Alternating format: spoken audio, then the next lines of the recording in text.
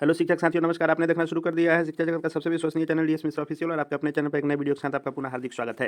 देखिए, अभी का वीडियो जो मैं लेकर के आया हूं वह संबंधित है कि जो आपके सक्षमता परीक्षा के लिए मार्गदर्शिका गाइडलाइन जारी की गई है, तो मार्गदर्शिका के जारी होने के बाद से ही सभी शिक्षकों के मन में एक ही सवाल है कि आखिर क्या तैयारी किया जाए, सिलेबस क्या होगा, इतने कम समय में कौन किताब कहाँ से पढ़ें कि तैयारी हो सके। और मन में बेचैनी इसी बात की है कि क्या क्या पढ़ें इतने कम समय में। और स्वाभाविक सी बात है कि सभी लोग नौकरी में हैं, तो सभी लोगों को 9 से 5 ड्यूटी करने के बाद और अपने घर परिवार की जिम्मेदारियों के निर्वहन के बाद स्वाभाविक बात है कि समय किसी को मिलता नहीं है परीक्षाओं की तैयारी के लिए। लेकिन सरकार ने जब यह शर्त लगाया है तो सबको इसकी तैयारी को लेकर चिंता होना लाजमी है। और सबसे बड़ी बात यही है कि हर ग्रेड के अलग अलग सिलेबस के अनुसार तैयारी करनी है, तो किसको क्या तैयारी करनी है उसी को आज के वीडियो में मैं लेकर के आया हूँ।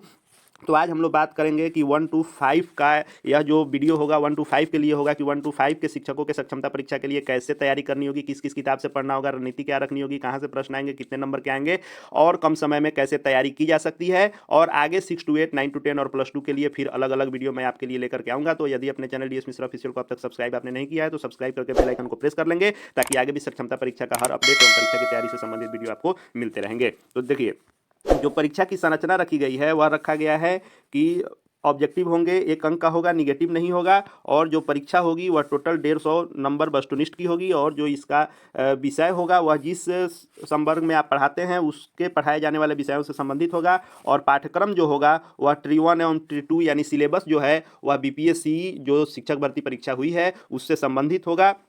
हालांकि आपको यह सोच के घबराने की आवश्यकता नहीं है कि बीपीएससी जैसा प्रश्न ही होगा कि उससे हार्ड हो जाएगा, कि उससे हल्का हो जाएगा। देखिए, हर आयोग का अपना परीक्षा लेने का अलग अलग स्टैंडर्ड होता है और उनके क्वेश्चन सेट करने का उनके पास जो संग्रह होता है प्रश्नों का वह अलग अलग होता है। वो अपने संग्रह से ही प्रश्नों को सेट करते हैं। आप देख लीजिएगा, बीपीएससी का एक स्टैंडर्ड होगा जो हर परीक्षा में उसी स्टैंडर्ड को वह जो है आयोग शुरू से जो है फॉलो करते आता है। आप बिहार बोर्ड की परीक्षाओं को देख लीजिएगा, चाहे बिहार टेट हो, स्टेट हो, तो वो अपना एक स्टैंडर्ड अलग जो है मेंटेन करते आता है। एससीईआरटी जो लेता है उसका अलग रहता है, बिहार एसएससी जो परीक्षा लेता है उसका अलग रहता है। तो सब आयोग अपना अपना एक स्टैंडर्ड सेट करके रखता है, तो उसी के अनुसार प्रश्न होंगे। तो आज हम लोग बात जो कर रहे हैं जो प्रश्न पैटर्न का वह 1 to 5 के लिए बात कर रहे हैं। तो 1 to 5 की जो परीक्षा होगी सक्षमता वह टोटल 150 प्रश्नों की होगी, जिसके 3 भाग बनाए गए हैं। भाग 1 में भाषा है जो 30 प्रश्न रहेंगे, और भाग 2 में समान अध्ययन रहेंगे 40 प्रश्न, और भाग 3 में 80 प्रश्न रहेंगे सामान्य विषय से।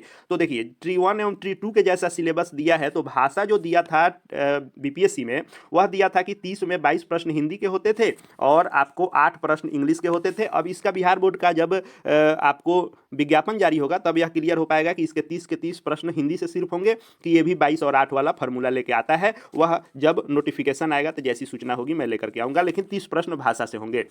दूसरा है समान अध्ययन 40 प्रश्न, और तीसरा समान विषय। तो समान अध्ययन क्यों अलग है, समान विषय क्यों अलग है? तो जो बीपीएससी ने परीक्षा लिया था तो बीपीएससी ने जो 1 to 5 का सिलेबस रखा था वह रखा था 30 नंबर भाषा और सीधा 120 नंबर समान अध्ययन रखा था। लेकिन यह चूंकि 3 भाग बनाया है तो इस 3 भाग बनाने का क्या मतलब है इसको हम लोग समझ लेते हैं। तो देखिए, ये तो भाषा क्लियर हो गया। अब समान अध्ययन का मतलब हो गया कि यह 40 नंबर जो है 1 to 5, 6 to 8, 9 to 10 और +2 तीनों के लिए है। तो इसका स्टैंडर्ड थोड़ा अलग रहेगा और इसमें सभी विषय जो शामिल किए जाते हैं, चाहे इसमें मैथ हो, रीजनिंग हो, करेंट हो, बिहार जीके हो, भारतीय राष्ट्रीय जो है स्वतंत्रता संग्राम हो, साइंस हो या सोशल साइंस हो या भूगोल को अलग विषय के रूप में भी सिलेबस में बीपीएससी में रखा जाता है, उससे संबंधित होगा। तो इसका स्टैंडर्ड थोड़ा अलग रहेगा। अब भाग 3 समान विषय बनाया गया है, इसका जो स्टैंडर्ड होगा वह आप 1 to 5 में जिन विषयों को भी बच्चों के बीच में पढ़ाते हैं, हिंदी हो, मैथ हो, अंग्रेजी हो, उसके बाद ईवीएस हो, इससे संबंधित प्रश्न होंगे। और 1 to 5 में जो आप सामान्य विषय पढ़ाते हैं उससे रहेगा, और इसका जो स्टैंडर्ड जाएगा वह 6 to 8 तक, अधिक से अधिक 8 तक जा सकता है। यानी आपको 8 से ऊपर स्टैंडर्ड, जैसा कि मेरा अनुभव कहता है, 1 to 5 वाले का नहीं जाएगा। अब हम लोग देख लेते हैं कि बीपीएससी का चूंकि सिलेबस फॉलो कर रहा है इस परीक्षा के लिए, तो इसमें क्या क्या विषय थे। तो इसमें भी वैसे ही रखा गया था। 150 अंकों की परीक्षा थी। भाग 1 30 नंबर भाषा था, भाग 2 120 नंबर का समान अध्ययन था, और इसके अंतर्गत भाषा को सिर्फ क्वालिफाइंग रखा गया था। बाद में उसको भी हटा दिया गया, हिंदी इंग्लिश फेल वाले की भी बहाली कर ली गई।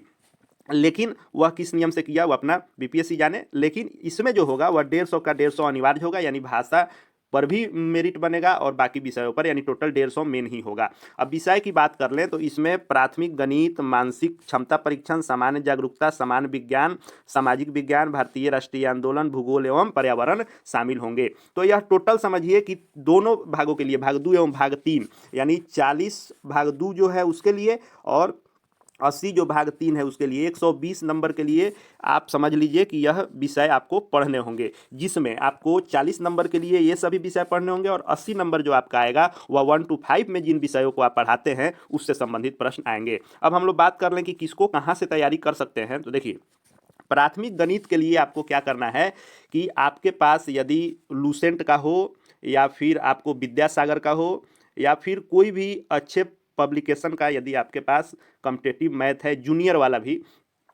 वाला भी यदि आप बना लेते हैं, क्योंकि ये स्टैंडर्ड इसका बहुत हाई नहीं जाएगा। 1 to 5 के शिक्षकों का मैथ जो होगा, जो आप जिस स्टैंडर्ड को पढ़ाना है उससे थोड़ा ऊपर जाता है, तो जूनियर वाला भी दिया रहता है आपको 10th स्टैंडर्ड तक का। तो यदि प्राथमिक गणित किसी भी पब्लिकेशन का आपके पास है तो उसमें से आपको क्या करना है, देखिए इसमें जो मैथ आएंगे वह क्षेत्रमिति, ज्यामिति, त्रिकोणमिति इस सब से नहीं आएगा। इसमें जो गणित आएगा वह प्राथमिक गणित आएगा, यानी कि जो एक एक नियम होते हैं उससे संबंधित होगा। और बात कर लें तो इसमें दशमलव इत्यादि से संबंधित, सरलीकरण यानी कैलकुलेशन, जोड़ घटाव से संबंधित, और आपको इसमें क्या होगा कि लाभ हानि हो गया, प्रतिशत हो गया, औसत हो गया, काम एवं समय हो गया, इन सब से संबंधित यानी अंक गणित से संबंधित आएगा। इसमें आपको एडवांस गणित नहीं आएगा।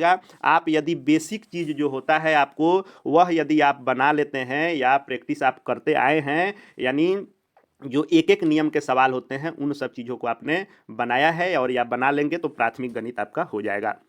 अब मानसिक क्षमता परीक्षण का मतलब हो गया कि रीजनिंग।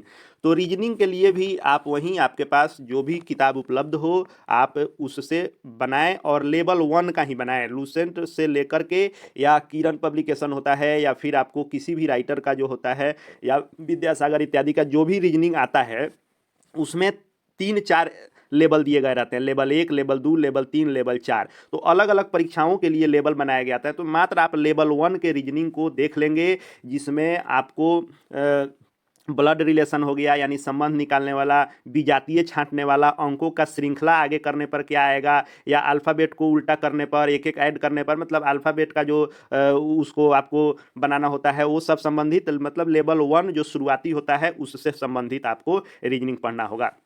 समान जागरूकता की बात कर लें तो यह हो गया करेंट अफेयर। तो इसके लिए आप एसपीडी का हो, एडुटेरिया का हो, कोई भी आपको 6 महीना पहले का करेंट पढ़ लेना होगा और बिहार के परिप्रेक्ष्य में भी पढ़ लेना होगा, उसमें दिया ही रहता है करेंट अफेयर के लिए। समान विज्ञान की बात कर लें तो समान विज्ञान आपको क्या करना है, जो कुछ नहीं कीजिए। समान विज्ञान के लिए हम आपको कहेंगे कि इस किताब को पढ़ लीजिए, इस किताब को पढ़ लीजिए, तो उतना आसान नहीं है। आपको क्या करना है कि 6 to 8 का जो विज्ञान है उसके लास्ट, हर अध्याय के लास्ट में जो आपको ऑब्जेक्टिव दिया गया है उन सभी ऑब्जेक्टिव प्रश्नों को बना लें। मैं कोशिश कर रहा हूँ कि उन सभी चीज़ों का वीडियो मैं आपके लिए लेकर के आऊँ, लेकिन स्वाभाविक है कि ड्यूटी करने के बाद सुबह शाम समय कम बच रहा है, इसलिए बहुत चीज़ सोच के भी नहीं हो पा रहा है आपके लिए। उसके बाद भारतीय राष्ट्रीय आंदोलन की बात कर लें तो इसके लिए अब किताब की बात कीजिएगा तो इम्तियाज अहमद का बिहार स्पेशल आता है, उसमें यह चैप्टर दिया हुआ है भारतीय राष्ट्रीय आंदोलन से संबंधित। आप उस चैप्टर, एक उसमें जो चैप्टर है अलग ही भारतीय राष्ट्रीय आंदोलन से संबंधित, उस चैप्टर को आप पढ़ सकते हैं, बिहार के संदर्भ में होगा। भूगोल के लिए आप यहीं 6 to 8 का जो ज्योग्राफी है उसके ऑब्जेक्टिव प्रश्नों को बना जाएं। और पर्यावरण के लिए आप 1 to 5 में जो ईवीएस है तो 5वें के ईवीएस को देख सकते हैं। और साथ ही साथ थोड़ा ऊपर जाने के लिए आप क्या कर सकते हैं कि यदि आपके पास सीटेट या बीटेट का किताब उपलब्ध है तो आप सीटेट या बीटेट के किताब का जो ईवीएस दिया हुआ है उसको भी आप देख सकते हैं। या यदि आप कॉम्पिटिटिव तैयारी करते हैं अभी तो महेश बंडवाल इत्यादि का जो ईवीएस आता है उससे भी तैयारी कर सकते हैं। लेकिन सीटेट बीटेट के किताब आप उपलब्ध कर लें और उसमें के ईवीएस को, चूंकि कम समय में शॉर्ट में वह होगा, उसकी तैयारी आप कर सकते हैं। अब यदि आप कहेंगे कि सामान्य विज्ञान के लिए या सामाजिक विज्ञान इत्यादि, भारतीय राष्ट्रीय आंदोलन, भूगोल, ईवीएस इत्यादि के लिए कोई एक किताब का नाम बता दीजिए कि उसको जल्दी जल्दी हम लोग पढ़ लें। तो देखिए, जो मार्केट में आएंगे किताब सक्षमता परीक्षा के नाम से, उसको पढ़ने पर विशेष सफलता नहीं होगी। तो या तो जो मैंने बताया कि 6 to 8 का आप SCERT बुक यानी जो हमारे स्कूल में चलता है उसको आप पढ़ लीजिए तो आपका इससे हो जाएगा। या फिर आप क्या कर सकते हैं कि महेश बर्णवाल का जो आता है आपको NCERT, चूँकि SCERT की बुकें भी NCERT के अनुसार हूबहू ही मानिए, कुछ थोड़ा बहुत बिहार के संदर्भ में ऐड किया जाता है, बाकी सब वहीं रहता है, उसको छापा जाता है। तो आप आता है महेश कुमार बर्णवाल का NCERT वन लाइनर, आप 6 to 12 करके NCERT 6 to 12 वन लाइनर आता है। इसमें सभी विषयों को शामिल किया गया रहता है, साइंस, सोशल साइंस, CBSE इत्यादि को। तो आप वह भी किताब यदि खरीद लेते हैं वन लाइनर, आपको NCERT 6 to 12 वन लाइनर किताब आता है, यानी क्वेश्चन देके उसके सामने आंसर वन लाइन में वह रहता है, उसको भी आप पढ़ सकते हैं। तो यह हमने बताया किताब से तैयारी। और यदि आप थोड़ा बहुत करेंट देख लें, बिहार स्पेशल देख लें, और गणित के लिए, और बाकी आप गणित हो या सामान्य विज्ञान हो या सामाजिक विज्ञान हो, भारतीय राष्ट्रीय आंदोलन, भूगोल हो या EVS हो, इसके लिए आप 1 to 8 के अपने स्कूल में चल रहे किताबों के सारे ऑब्जेक्टिव को यदि आप याद कर जाते हैं तो काफ़ी होगा निकालने के लिए। अब रही बात भाषा, तो भाषा स्वाभाविक है कि आपके विद्यालय में जो किताब चल रहे हैं तो किताब के गद्य पद से उतने सवाल नहीं आते हैं, क्योंकि कॉम्पिटिटिव परीक्षा है तो व्याकरण से संबंधित आएंगे। तो आप इसके लिए लूसेंट का यदि व्याकरण देख जाते हैं, लूसेंट का जो हिंदी आता है कॉम्पिटिटिव हिंदी, लूसेंट का कॉम्पिटिटिव हिंदी यदि आप पढ़ लेते हैं तो यह 30 नंबर हो जाएगा।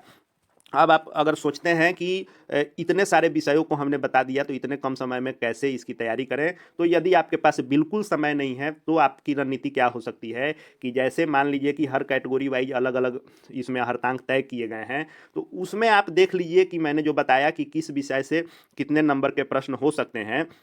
जैसे प्राथमिक गणित और रीजनिंग का मान लेंगे तो आप 20 से 25 क्वेश्चन इन दोनों से हो सकते हैं। समान जागरूकता करंट की बात कर लेंगे तो 5 से 7 क्वेश्चन रहेंगे। समान विज्ञान की बात कर लीजिएगा तो आप 20 के लगभग मान लीजिए, सामाजिक विज्ञान भी उसी के लगभग मान लीजिए, और भारतीय राष्ट्रीय आंदोलन, भूगोल, EVS इत्यादि मिला दीजिएगा तो यह लगभग आपको क्वेश्चन आएंगे। तो उसके लिए आप क्या कीजिएगा कि जो आपको लगता हो कि इसकी तैयारी हम कम समय में अच्छे से कर लेंगे, और यह भाषा 30 नंबर का हो गया, तो आप इसमें से 2-3 विषय उठा लीजिए जिसमें से आप अधिक नंबर ला सकते हैं। तो उन 2-3 विषयों का आप कम समय में तैयारी कर लीजिए, वो 2-3 विषय आपका कवर कर देंगे 70 से 80 नंबर। अब रहा बाकी का बात, तो पहले से आप अध्यापन में हैं, अध्ययन कर रहे हैं, तो निगेटिव चूंकि नहीं है तो एक चीज़ ध्यान रखना है कि क्वेश्चन एक भी नहीं छोड़ना है, 150 का 150 बना के आना है।